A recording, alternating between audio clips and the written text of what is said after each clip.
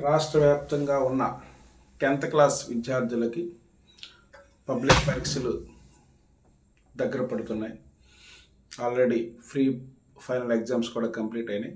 కాకపోతే ఈరోజు శ్రీకాకుళం జిల్లా విద్యాశాఖ ఆధ్వర్యంలో, అలాగే ప్రముఖ మీడియా సంస్థ అయినటువంటి ఈనాడు ఈటీవీ ఆధ్వర్యంలో జరిగినటువంటి డైలీ యువర్ సబ్జెక్ట్ డౌట్స్ పేరు మీద 7 సబ్జెక్టులు సంబంధించినటువంటి జిల్లా స్థాయిలో ఉన్నటువంటి సబ్జెక్ట్ టీచర్ల ద్వారా కాల్స్ ద్వారా సందేహాల్ని స్వీకరించి దాన్ని పరిష్కరించడం జరిగింది. అయితే ఇందులో భాగంగా ఈరోజు బాగా పరిశీలించినటువంటి అంశాలు ఏమిటి అంటే, ఇప్పుడు రాష్ట్ర వ్యాప్తంగా ఉన్న ప్రతి 10th క్లాస్ స్టూడెంట్కి వచ్చే కామన్ డౌట్స్ ఈరోజు మీకు చెప్పబోతున్నాను. అలాగే ఆ డౌట్స్ మీకు ఉన్నట్టయితే దాని క్లారిఫికేషన్ కూడా ఈరోజు ఇవ్వడానికి ఈ వీడియో చేస్తున్నా. అయితే ముందుగా మిగతా సబ్జెక్టులతో పోలిస్తే సోషల్ స్టడీస్ సిలబస్ చాలా ఎక్కువగా ఉంది, కఠినంగా ఉంది అన్న అంశమే ఎక్కువగా ఈరోజు విద్యార్థులు కాల్ చేశారు. ఎందుకంటే 2 hours మాకు టైం ఇస్తే 2 hours 100 calls పైగా ఆ 2 hours వచ్చాయి. చాలా వరకు అటెంప్ట్ చేయలేకపోయాను. కానీ పరీక్ష పూర్తయినంత వరకు కూడా, అంటే మనకి సోషల్ స్టడీస్ పరీక్ష, పబ్లిక్ పరీక్ష ఎప్పుడైతే పూర్తవుతుందో ఆ రోజు వరకు నేను ప్రతిరోజు రాత్రి 8 గంటల నుంచి 9 గంటల వరకు విద్యార్థులకు అందుబాటులో ఉండాలని నిర్ణయించుకున్నాను. అయితే ఇందులో ముఖ్యంగా ఈరోజు వచ్చినటువంటి అంశాలు ఏవైతే ఉన్నాయో ఆ అంశాలని మీ ముందు తీసుకొస్తున్నాను. ఇందులో ఏమున్నాయి, ముఖ్యంగా ఏ టాపిక్ నుంచి ఎన్ని మార్కులు వస్తాయన్న టాపిక్ ఎక్కువగా అడిగాను. అంటే హైయెస్ట్ స్కోరింగ్ చేసే టాపిక్లు ఏవనేసి. అందులో 8 marks వచ్చే టాపిక్స్ ఏవి అంటే మనకి వాటర్ రిసోర్సెస్, అలా అగ్రికల్చర్, ఈ రెండిట్లో నుంచి 8 marks క్వశ్చన్స్ వచ్చే అవకాశం ఉంది. అలాగే హిస్టరీలో నేషనలిజం ఇన్ ఇండియా, అలాగే ప్రింట్ కల్చర్ నుంచి 8 మార్కుల ప్రశ్న వస్తుంది. అలాగే పవర్ షేరింగ్, అలాగే పొలిటికల్ పార్టీస్ నుంచి 8 marks క్వశ్చన్స్ ఉన్నాయి. అలాగే ఎకనామిక్స్ నుంచి sectors of the Indian economy, money and credit, ఈ 2 పాఠాల నుంచి మనకి సాంఘిక శాస్త్రంలో 8 marks వచ్చే అవకాశం ఉంది. అలాగే ఎకనామిక్స్ వచ్చేటప్పటికి 4 marks క్వశ్చన్లు వచ్చిన డెవలప్మెంట్ నుంచి ఒక క్వశ్చన్ ఉంది. నెక్స్ట్ కన్జ్యూమర్ రైట్స్ నుంచి ఒక క్వశ్చన్ ఉంది.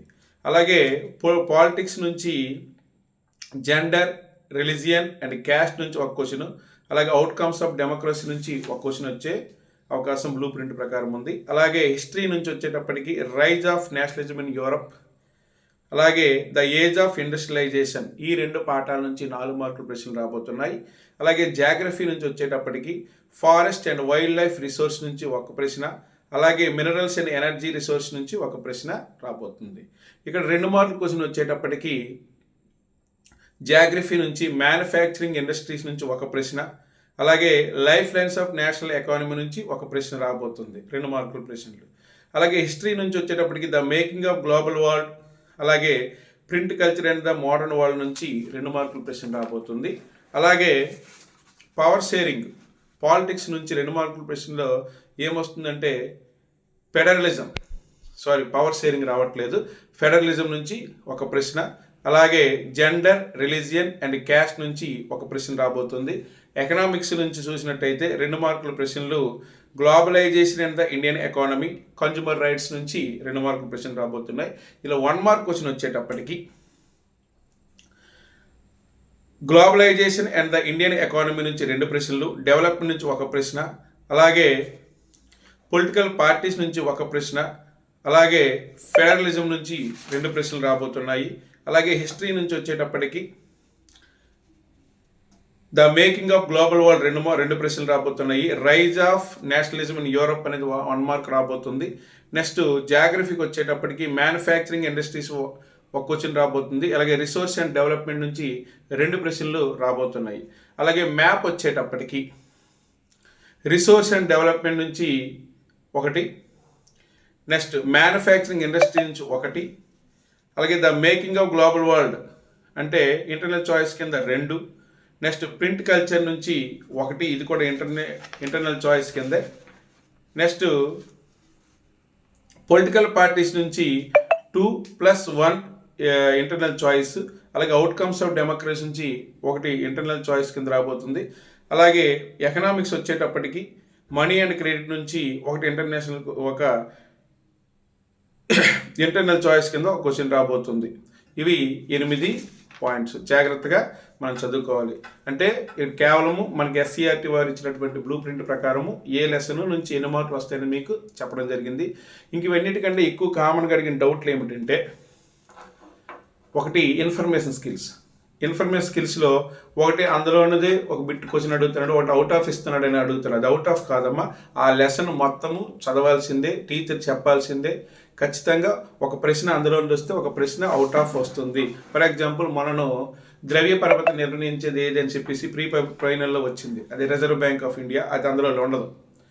సో అలాంటి ప్రశ్నలు కంపల్సరీగా ఇన్ఫర్మేషన్ స్కిల్స్లో ఒక ప్రశ్న అయినా అవుట్ ఆఫ్ కాదు అది, కానీ అందులో ఉండదు. అంటే టీచర్ చెప్పేటప్పుడు చాలా జాగ్రత్తగా వినాల్సింది, మీరు మిస్ అయ్యారు. నెక్స్ట్ మ్యాప్ పాయింటింగ్ ఎక్కువ డౌట్స్ అడుగుతున్నారు. అత్యంత తేలిక మ్యాప్ అని అనుకున్నా సరే మ్యాప్ పాయింటింగ్ ఎలా గుర్తించాలి, ఎక్కువ మార్కులు. ఎక్కువగా 100కి 100 స్కోర్ చేసే వాళ్ళకి ఇది మైనస్ అవుతుంది. ఎందుకంటే 100కి 100 వేయడానికి ఇష్టపడినప్పుడు కొంతమంది ఏఈలు సిఈలు కలిపి కూర్చున్నప్పుడు ఎక్కడ తగ్గించాలన్నప్పుడు ఖచ్చితంగా మ్యాప్ పాయింటింగే చూస్తారు. సో ఆ మ్యాప్ దగ్గర చాలా జాగ్రత్త చూసుకోవాలి. ఎందుకంటే ఖచ్చితంగా పాయింట్ అనేది గుర్తించాలి. చుక్క పెట్టి గీత గీయండి, చాలా ఇంపార్టెంట్. లేదా మనకి పీక్ ఇచ్చారు అనుకోండి, ట్రయాంగిల్ వేయండి. లేదంటే మౌంటైన్స్ ఇస్తే ఇలా కర్వ్స్ ఇలా పెట్టండి. అదే ఇంకేదైనా పర్ఫెక్ట్ పాయింట్ పెట్టి గీత గీసి రాయండి. అంతేగాని పాయింట్ పెట్టుకొని రాస్తే అది ఎక్కడ ఉందో తెలియదు. సో అది ఎక్కువ మ్యాప్ పాయింట్ పోయే అవకాశాలు ఉన్నాయి. ఎక్కువగా ఈరోజు అడిగినటువంటి ప్రశ్నలు కామెంట్స్ కోసం. 8 మార్కుల ప్రశ్న కదా, కామెంట్ ఎలా రాయాలి సార్ అని నాకున్న అవగాహన మేరకు ఏంటంటే, కామెంట్ చేసేటప్పుడు ముందు ఆ లెసన్ మొత్తం అవగాహన రావాలి. ఆ లెసన్ మొత్తం అవగాహన వచ్చిన తర్వాత అందులో మొత్తం కాన్సెప్ట్ ఏంటో చూసుకోవాలి. కాన్సెప్ట్ తెలుసుకున్న తర్వాత అసలు ఆ కామెంట్ ఏం చేయమన్నాడు, దేనికి సంబంధించి ఏకీభవించమన్నారా, కాదన్నారా, ఎస్ అన్నారా, నో అన్నారా, లేకపోతే ఓవరాల్గా ఏ పాయింట్ రాయమన్నారా అనే విషయం చూసుకోవాలి. చూసుకొని ఆ మొత్తం ఆ లెసన్ అవగాహన చేసుకున్న తర్వాత ఏమడిగాడో దాన్ని ఎంత ఉన్నది ఎంత ఎక్స్టెండ్ చేయాలి, అంటే అది పెంచుకుంటూ పోవాలి. కాబట్టి ఇదొకటి సొంతంగా మనం ఆలోచించి రాయాల్సిందే. తర్వాత ఏ ప్రశ్నకి ఎన్ని పాయింట్లు రాయాలని అడిగారు. 1 మార్క్ వచ్చినకి ఎన్ని పాయింట్లు రాయాలి, 2 మార్కుల ప్రశ్నకి ఎన్ని పాయింట్లు రాయాలి, 4 మార్కుల ప్రశ్నకి ఎన్ని పాయింట్లు రాయాలి, 8 మార్కుల ప్రశ్నకి ఎన్ని పాయింట్లు రాయాలని అడిగారు. ఇక్కడ 1 మార్కు వచ్చేటప్పటికి 2 పాయింట్లు రాయడానికి ట్రై చేయండి. 2 మార్కులు వచ్చేటప్పటికి 3 లేదా 4 పాయింట్లు రాయడానికి చేయండి. 4 మార్కుల ప్రశ్న వచ్చేటప్పటికి 6 లేదా 8 రాయడానికి ట్రై చేయండి. 8 వచ్చేటప్పటికి మహా అయితే 10, 12 వస్తాయి. అయితే ఇక్కడ ఖచ్చితంగా పాయింట్లు అనేది కొలత కాదు. గన్ షాట్స్ అంటే బుల్లెట్ లాంటి పాయింట్లు రాయాలి. అంటే సబ్జెక్ట్ రిలేటెడ్గా దానికి తగినటువంటి, అది ఏ ప్రశ్న అయితే అడుగుతున్నారో ఆ ప్రశ్నకి సంబంధం ఉన్నటువంటి సమాధానాలు రాసినప్పుడు పాయింట్లు, కరెక్ట్ పాయింట్లు రాసినా అక్కడ పాయింట్లతో సంబంధం లేదు, ఇన్ని పాయింట్లు అని కొన్ని దగ్గర ఉండదు. అవకాశం ఉంటే రాయండి, లేకపోతే గన్ షాట్స్ రాయండి. ఆ గన్ షాట్స్ బేస్ చేసుకునే పాయింట్లు అనేది మార్కులు అనేది ఇవ్వడం జరిగింది. తర్వాత పేపర్ ప్రజెంటేషన్కి వచ్చినప్పుడు చాలాసార్లు చెప్తున్నాను, మళ్ళీ ఒకసారి మీకు చెప్తున్నా. చాలామంది తప్పు చేసే ఇది పేపరు, ఇది ఫస్ట్ పేజీ, ఇక్కడ మార్జిన్, ఈ మార్జిన్లో మాత్రమే క్వశ్చన్లు రాయాలి, పాయింట్లు ఇందులో రాయకూడదు. పాయింట్లు ఇందులో రాసుకోవాలి. స్టార్ గుర్తులో పెడతారో, యారో మార్క్స్ పెడతారో, నెంబర్స్ వేస్తారు, ఏం చేసినా కానీ ఇందులో మాత్రమే రాయాలి. ఇక్కడ క్వశ్చన్ నెంబర్లు మాత్రమే రాయాలి. ఒక క్వశ్చన్ కంప్లీట్ అయిపోయిన తర్వాత ఇలా బార్డర్ గీసేయండి, అంటే ఇందులో ఆ ప్రశ్నకు సమాధానం ఉందని అర్థము.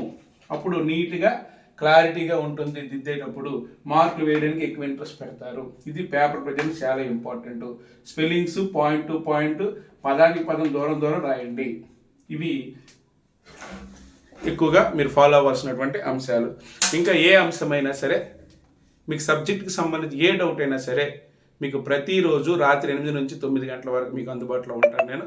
మీకు ఏ సబ్జెక్ట్కి సంబంధించి ఏ అకాడమిక్ స్టాండర్డ్ బేస్ చేసుకొని కానీ, ఏ సబ్జెక్ట్లో ఏ మార్కు ఏ క్వశ్చన్ వస్తుందో కానీ అడిగినా కానీ నేను చెప్పడానికి సిద్ధంగా ఉన్నాను. Thank you very much.